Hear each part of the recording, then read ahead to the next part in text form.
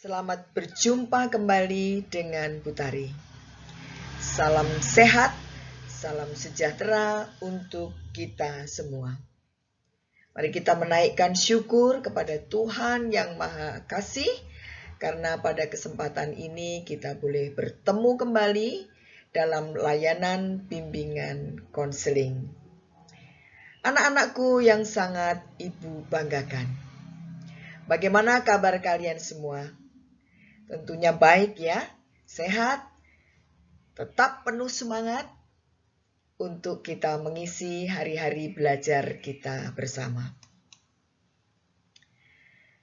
Anak-anakku yang sangat Ibu banggakan, bagaimana kabar kalian setelah menyelesaikan penilaian tengah semester?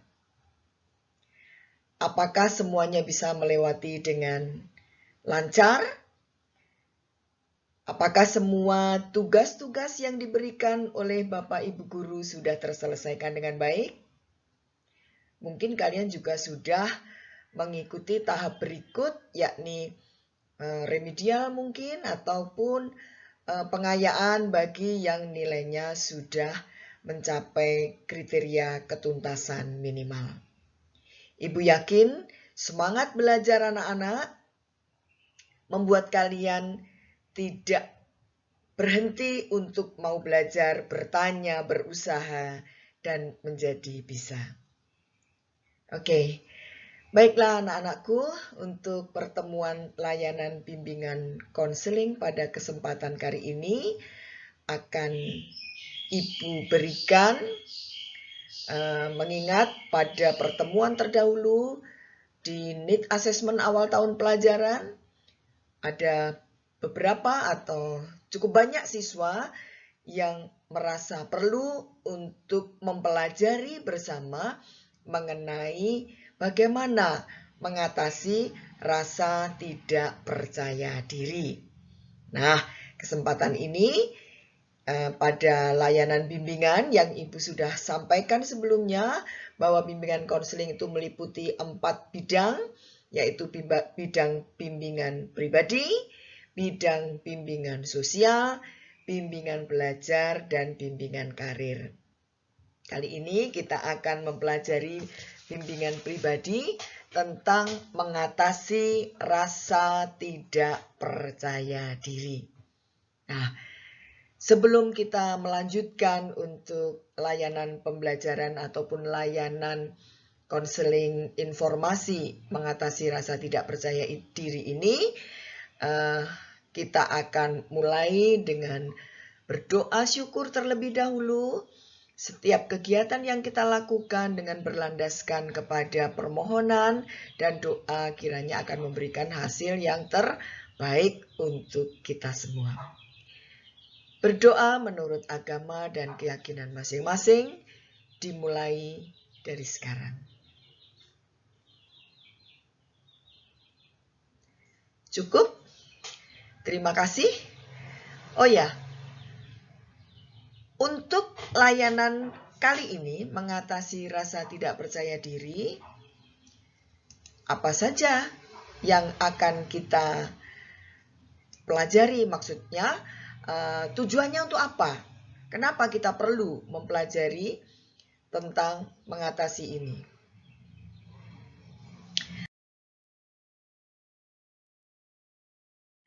Setelah selesai pada layanan bimbingan konseling kali ini, diharapkan nanti para siswa atau peserta didik mampu menjelaskan pengertian percaya diri itu apa. Yang kedua, mampu mencontohkan perilaku percaya diri itu seperti apa. Yang ketiga, diharapkan peserta didik mampu menganalisa pentingnya membangun percaya diri. Sedangkan yang keempat, diharapkan peserta didik mampu untuk memilih sikap percaya diri.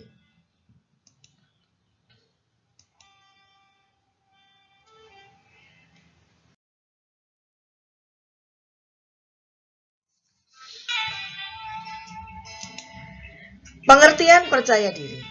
Sebelum kita mempelajari lebih lanjut, kita akan mengerti apa itu percaya diri.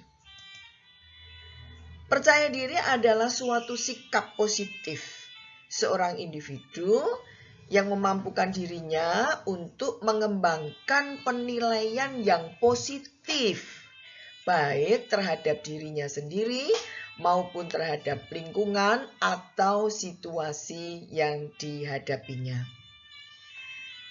Sikap positif ini sudah sering kali kita dengar ya, dan mungkin begitu kita membicarakan langsung kita tahu, wah mesti sikap positif ya. Tapi ternyata sikap positif ini memang menjadi kunci yang sangat penting untuk kita membangun kepribadian kita. Termasuk di dalamnya adalah membangun rasa percaya diri, dimulai dari pemikiran yang positif dan mengimplementasikan dalam sikap positif. Bagaimana ciri-ciri individu yang disebut tidak percaya diri itu? Atau individu yang percaya diri?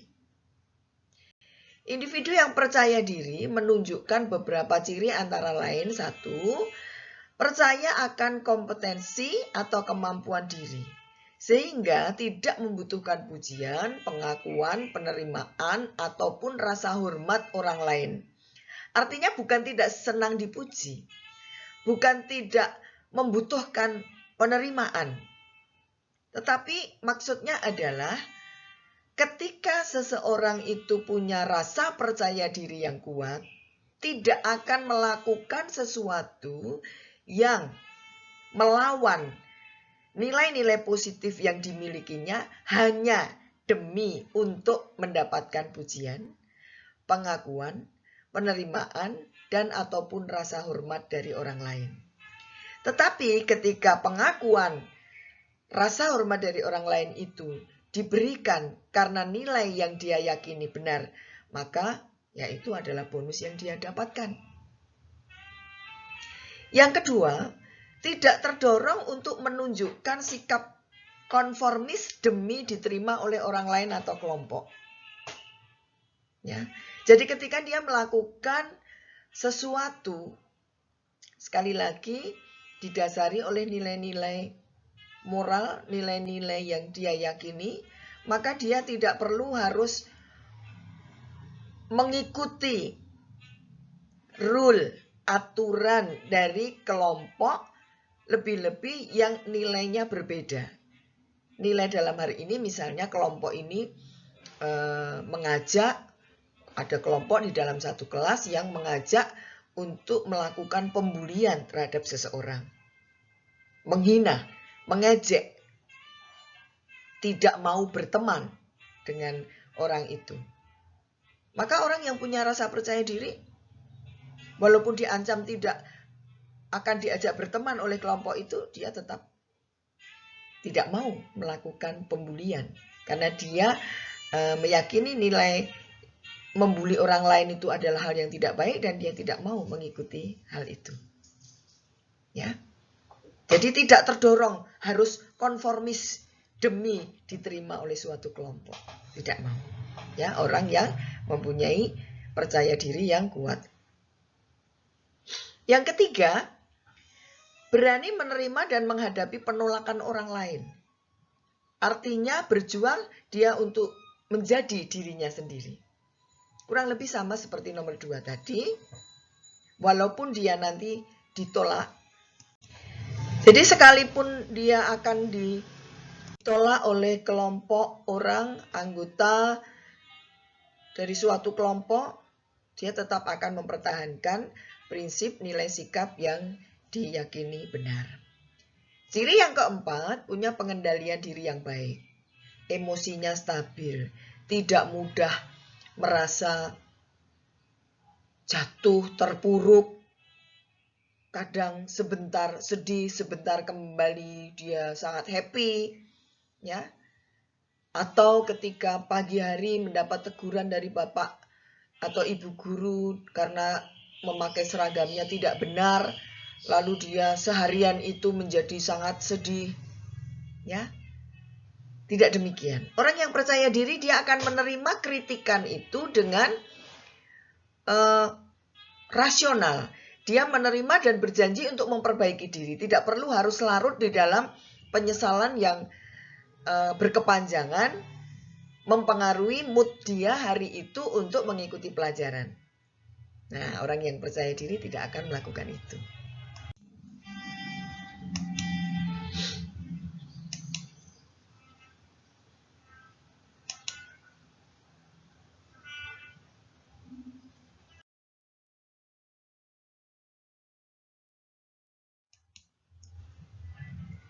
Ciri yang berikutnya, yang kelima, orang yang percaya diri memiliki internal locus of control. Artinya, dia senantiasa memandang keberhasilan atau kegagalan tergantung dari usaha diri sendiri dan tidak mudah menyerah pada nasib atau keadaan, serta tidak tergantung atau mengharapkan bantuan orang lain. Artinya bagaimana? Ketika dia menginginkan suatu prestasi belajar yang tinggi, dia menginginkan menjadi juara kelas, maka dia akan melakukan proses belajar dengan sungguh-sungguh. Ya. Untuk mendapatkan nilai yang tinggi, maka dia harus mulai dengan satu, memperhatikan guru menerangkan dengan baik, mempunyai catatan yang lengkap, mengerjakan tugas-tugas dengan tertib, mengikuti ulangan dengan jujur. Kalau masih gagal, dia melakukan perbaikan. Kalau sudah bagus, melakukan program pengayaan. Maka kalau nilainya bagus, itu adalah hasil yang dia capai. Ya. Dia tidak mengharapkan, wah saya harus mempunyai nilai yang tinggi, maka satu, tidak usah mendengarkan guru mengajar. Kalau nanti ada tugas, nyontek punya teman. Kalau nanti ulangan, ngintip pekerjaan teman. Ya, tidak demikian. Orang yang percaya diri betul-betul dia melakukan semua proses itu dengan runtutan jalan cerita yang semestinya. Ya. Bantuan teman, apakah orang yang seperti itu tidak membutuhkan? Bukan demikian. Dia tetap membutuhkan ketika proses ini sedang berjalan, dia tidak paham dengan yang diterangkan, maka dia tidak segan untuk bertanya kepada teman, minta diajari. Ya. Atau bertanya kepada guru secara khusus. Atau bertanya kepada siapapun sampai dia benar-benar mengerti dan paham untuk kemudian dia bisa mengerjakan saat ujian dengan jujur dan baik. Ya.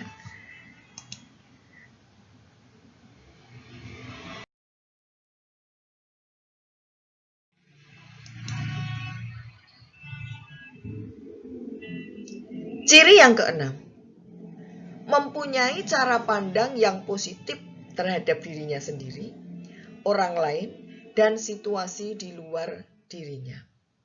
Cara pandang positif terhadap dirinya artinya adalah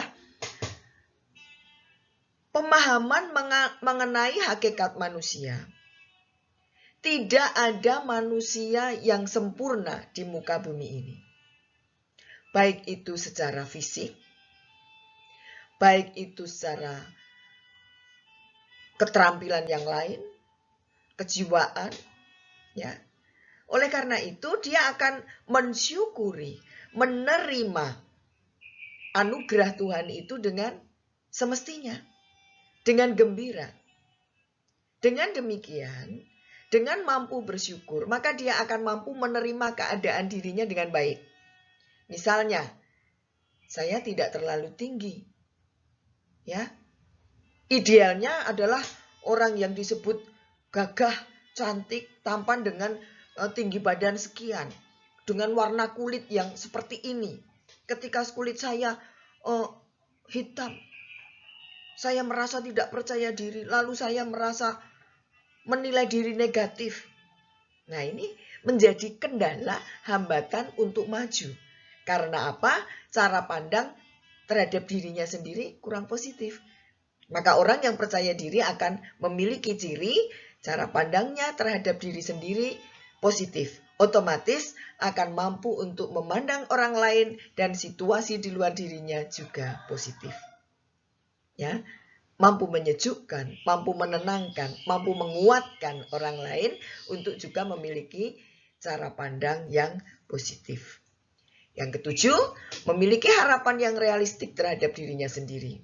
Sehingga ketika harapan itu tidak terwujud, tetap mampu melihat sisi positif dirinya dan situasi yang terjadi.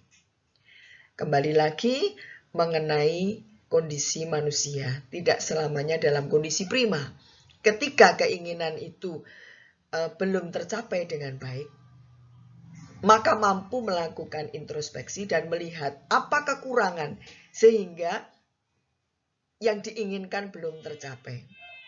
Dari situ juga mampu untuk melihat dan menganalisa dan kemudian menerima dengan baik harapan-harapan yang mungkin belum terpenuhi. Tidak perlu harus marah, larut dalam kesedihan karena kegagalan yang tidak menyenangkan hatinya.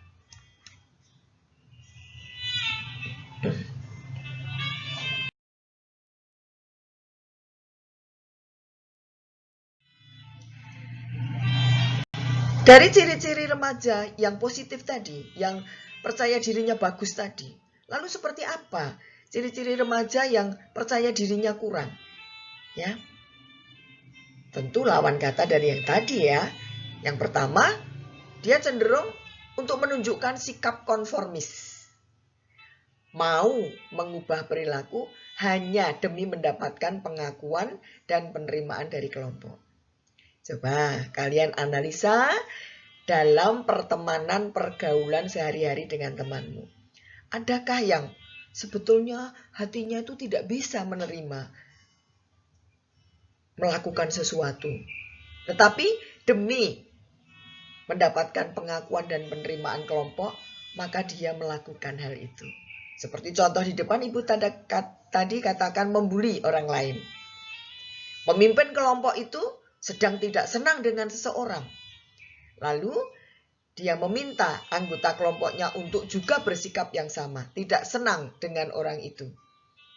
Pokoknya kalau tidak menurut, tidak diterima dalam kelompok itu. Nah, orang yang tidak percaya diri atau percaya dirinya kurang akan berusaha bersikap konformis, mau melakukan anjuran dari ketua kelompoknya. Ciri yang kedua, orang yang kurang percaya diri itu selalu menyimpan rasa takut, khawatir terhadap penolakan orang lain. Ya, aku kalau tidak diajak berteman oleh orang itu, saya akan sedih. Ya, oleh karena itu saya harus berusaha menyenangkan hatinya. Nah, yang seperti ini adalah ciri orang yang tidak percaya diri.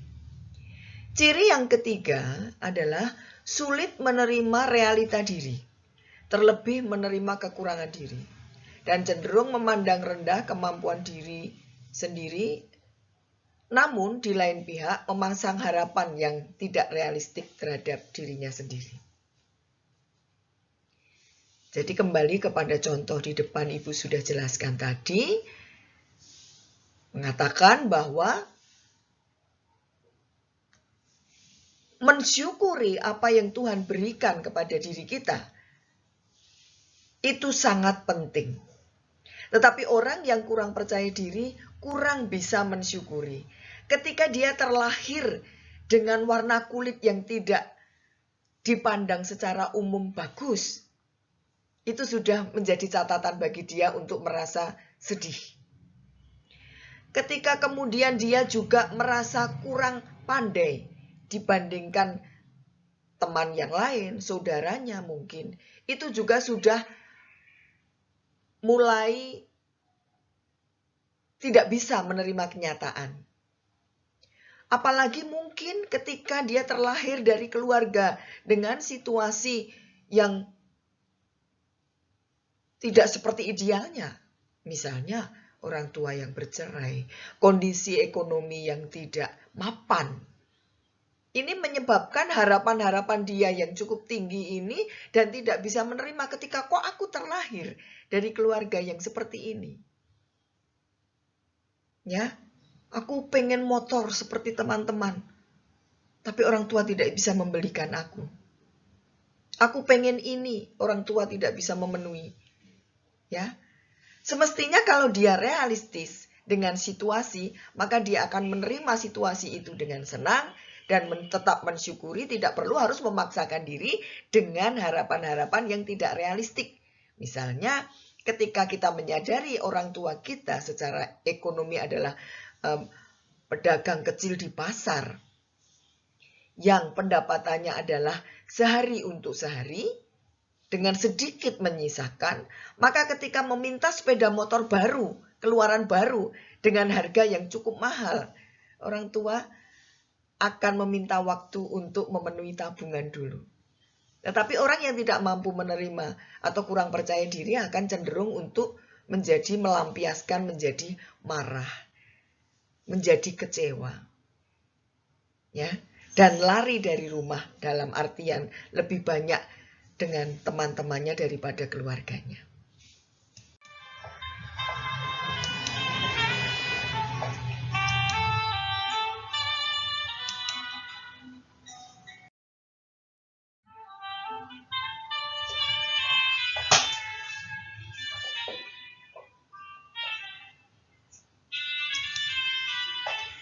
Ciri yang keempat, orang yang kurang percaya diri cenderung pesimis, yaitu mudah menilai segala sesuatu dari sisi yang negatif. Kembali lagi kepada yang Ibu terangkan tadi mengenai mindset, ya, pola pikirnya seperti apa. Kalau dia itu kurang percaya diri, tidak optimis, tetapi cenderung akan menjadi pesimis. Ketika dia pesimis, maka yang dia lihat adalah sesuatu yang negatif. Nah, ini yang sungguh membuat pembangunan kepribadian menjadi kurang baik. Sedangkan yang kelima, cenderung takut gagal, sehingga menghindari segala risiko dan tidak berani memasang target untuk berhasil. Gagal, berhasil itu adalah irama hidup. Ya, untuk mencapai keberhasilan yang tinggi, maka mau tidak mau orang akan membuat target kinerja. Ya. Nah, target itu akan memacu kita untuk bekerja dengan sungguh-sungguh untuk mengejar dan mencapai target yang sudah kita buat. Tetapi orang yang tidak mau memasang target, maka dia cenderung akan berada di zona paling nyaman. Ya sudah seperti ini saja. Jadi seperti ini ya enggak apa-apa. Pernahkah anak-anak mendengar orang-orang mungkin secara bergurau mengatakan, ya sudah seperti ini saja, yang penting hidup. Apakah pilihan seperti itu yang mau kita lakukan? Asal hidup saja, tanpa prestasi, tanpa tujuan hidup, tanpa target hidup. Ya. Ciri yang keenam adalah cenderung menolak pujian yang ditujukan secara tulus karena undervalue diri sendiri. Secara umum, manusia itu suka untuk mendapatkan pujian, penghargaan, pengakuan dari orang lain. Tetapi orang yang kurang percaya diri cenderung akan menjadi curiga. Karena dia menilai dirinya sendiri negatif, ketika ada orang lain memuji, dia tidak percaya. Dan menganggap pujian itu adalah sebuah penghinaan. Padahal pujian itu diberikan dengan tulus. Mungkin memang saat itu prestasi yang kita buat itu memang seperti itu. Pantas untuk dihargai. Tetapi orang yang kurang percaya diri cenderung untuk tidak mengakui karena sudah terbiasa underestimate terhadap dirinya sendiri atau undervalue, ya, menilai dirinya rendah, sehingga kalau ada orang lain menilai positif, dia akan cenderung curiga. Ciri ketujuh, selalu menempatkan atau memposisikan diri sebagai yang terakhir karena menilai dirinya tidak mampu. Belum dicoba sudah menilai diri tidak mampu. Belum bertempur, belum berjuang, sudah menyatakan diri kalah. Coba anak-anak perhatikan, ketika guru mengajar, semua murid mendengarkan, setelah selesai, guru memberi kesempatan untuk bertanya atau memberi kesempatan untuk maju mempresentasikan sesuatu. Apa yang terjadi? Seringkali kita melihat, sudah kamu saja yang maju, sudah kamu saja yang maju, kamu saja. Kenapa tidak mengatakan, oke, aku yang maju? Ya, selalu mengatakan, enggak, saya enggak bisa, enggak, saya enggak bisa. Mengapa dia mengatakan begitu? Ya karena tidak percaya diri. Apakah nanti kalau maju dan salah oleh guru akan dihukum? Proses belajar tidak ada yang dihukum. Tapi akan ditunjukkan bagaimana benarnya, bagaimana semestinya. Tetapi orang yang tidak percaya diri sudah ketakutan.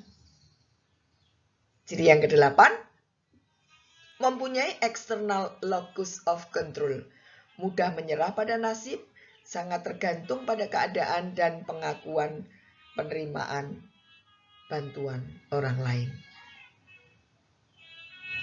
Kalau orang percaya diri, lokusnya pada internal locus. Kalau tidak percaya diri, cenderung bergantung kepada external locus. Ngikut saja kepada orang lain. Ya, tidak punya pendirian. Ya.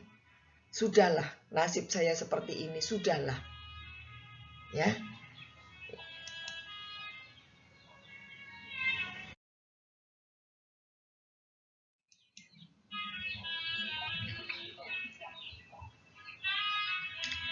Nah, bagaimana pola pikir individu yang kurang percaya diri itu? 1, cenderung menekankan keharusan pada diri sendiri. Saya harus bisa begini, saya harus bisa begitu. Maka ketika gagal, individu akan merasa seluruh hidup dan masa depannya hancur. Kurang realistis. Ya. Kalau harus diikuti dengan upaya. Namun demikian, upaya itu tidak selamanya juga memberikan hasil. Artinya kita harus siap juga ketika apa yang kita lakukan itu gagal. Karena ada faktor lain di luar yang kita rencanakan secara normal. Itu ada banyak hal lain yang berkontribusi kepada kesuksesan sebuah usaha. Nah, ini yang harus dipersiapkan. Yang kedua, cara berpikir totalitas dan dualisme. Kalau saya sampai gagal, berarti saya memang jelek. Nah, ini sudah menghakimi diri sendiri. Ya.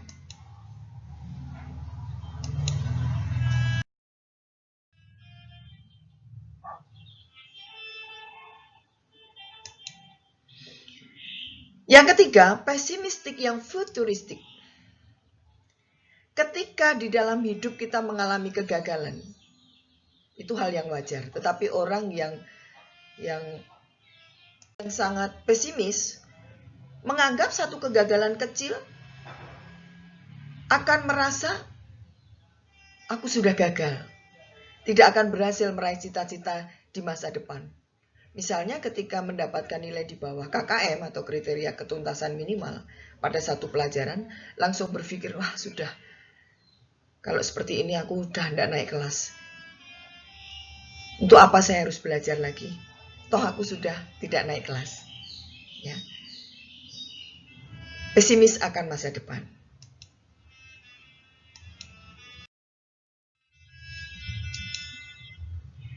Yang keempat, tidak kritis dan selektif terhadap self-criticism. Cenderung untuk senang mengkritisi diri sendiri dan percaya bahwa dirinya memang pantas dikritik. Tidak ada pembelaan diri. Ya. Membenarkan pendapat orang. Dan yang kelima, cenderung membuat label, predikat untuk dirinya sendiri. Mudah menyalahkan diri sendiri dan memberi sebutan-sebutan yang negatif. Seperti, saya memang bodoh. Saya ini ditakdirkan untuk jadi orang susah. Ya sudahlah, biarlah seperti ini. Saya harus menerima kondisi saya harus menerima nasib saya. Bukankah ini adalah sebuah hal yang mematikan potensi-potensi yang ada di dalam diri kita ketika kita sudah tidak mau melakukan apapun dengan mengatakan, mengiyakan, mengamini, bahkan mengatakan diri kita memang bodoh. Oleh karena itu, Ibu kan seringkali mengatakan, please, jangan pernah katakan saya bodoh. Jangan pernah katakan yang negatif-negatif tentang diri kita. Karena itu akan membuat kita tidak akan bergerak kemana-mana.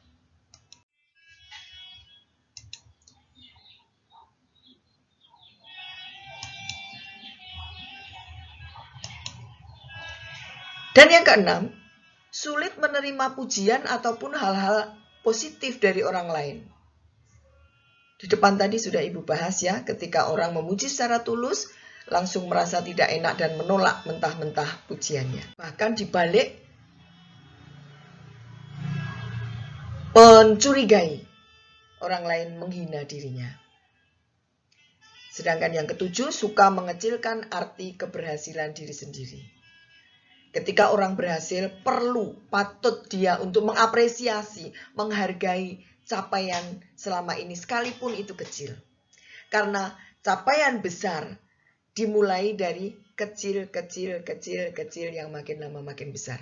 Sehingga kecil ini kita apresiasi akan membuat kita melangkah kecil lagi, melangkah lagi makin besar dan kita akan mendapatkan capaian yang besar. Tetapi ketika capaian kecil itu tidak mendapatkan penghargaan, utamanya oleh diri sendiri, maka membuat kita tidak bersemangat lagi untuk melakukan upaya-upaya prestasi lebih besar lagi. Ya. Nah, anak-anakku yang sangat Ibu banggakan, kita sudah mempelajari mengenai rasa percaya diri yang baik, dan percaya diri yang kurang baik. Bagaimana sekarang mengatasi orang-orang yang mempunyai rasa tidak percaya diri? Yang pertama tentu saja sebagaimana tadi yang positif sudah disebutkan, yang negatif itu sebagaimana gelas itu masih kurang, maka kita tambahkan.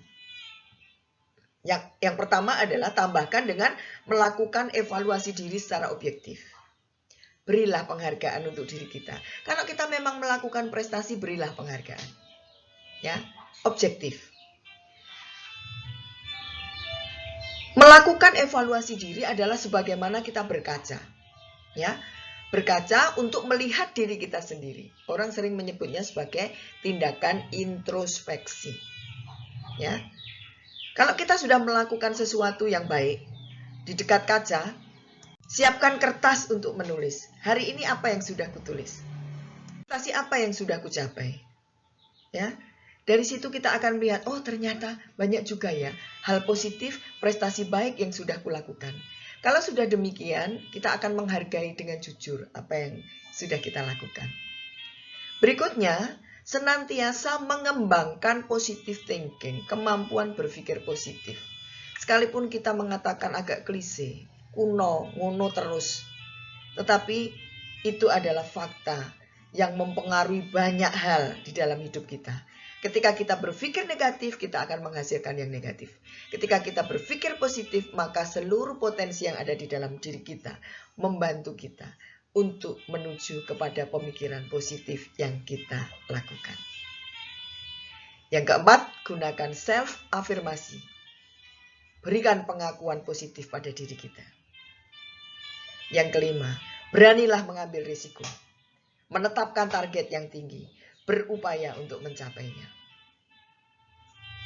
Ketika ada risiko yang tidak baik, gagal misalnya, gagal bukan segalanya, tetapi gagal adalah awal langkah baru menuju ke jenjang yang lebih tinggi. Yang keenam, belajar mensyukuri dan menikmati rahmat Tuhan. Dari itu semua, underane. Pusatnya adalah bagaimana sebagai makhluk ciptaan kita mampu untuk mensyukuri apa yang sudah Tuhan beri kepada kita. Kemampuan, potensi, kondisi fisik apapun yang kita miliki. Kita kembangkan dengan semaksimal mungkin, seoptimal mungkin. Jangan biarkan kalau itu seperti sebuah benih yang Tuhan berikan kepada kita. Nih benih. Lalu kita, aku nggak bisa bertanam nih. Nanti kalau Tuhan ambil lagi benih ini, udah aku simpan baik-baik, masukkan dalam wadah. Atau, oke, benih ini akan kutanam. Ketika panennya berhasil baik, kita punya benih lagi yang lebih banyak, Atau, sudah, tidak kita apa-apakan. Tidak kita rawat, sehingga benih itu mati dan kita tidak punya lagi. Nah, apa yang akan kita lakukan? Yang ketujuh, menetapkan tujuan yang realistis. Kalau orang lain bisa melakukan banyak, pelajari. Apakah banyak besar itu dimulai dari langsung besar? Mereka mesti akan mengatakan dimulai dari langkah-langkah kecil. Langkah 1000 dimulai dari langkah pertama.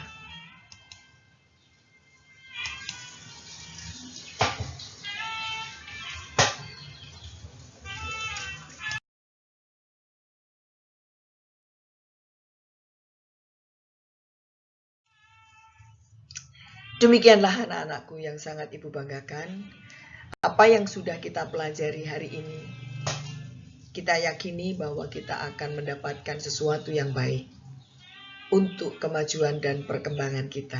Membangun kepribadian kita menjadi pribadi yang baik, positif, dimulai dari bagian-bagian pembangun karakter itu. Karakter berpikir positif, karakter berkepribadian baik, rasa percaya diri yang kuat yang kita kembangkan. Sehingga halangan apapun, hambatan apapun yang ada di depan kita akan mampu kita lewati, akan mampu kita hadapi, akan mampu kita selesaikan dengan baik. Karena kita yakin itu adalah hal yang wajar untuk pencapaian yang lebih besar. Demikian anak-anakku, apa yang Ibu bisa bagikan, Ibu bisa sharekan kali ini. Nanti setelah ini kalian bisa, kalau masih belum jelas, bisa ulang lihat video ini. Lalu tugas akan Ibu share di Google Classroom. Terima kasih, sampai jumpa di pertemuan berikutnya. Tetap semangat.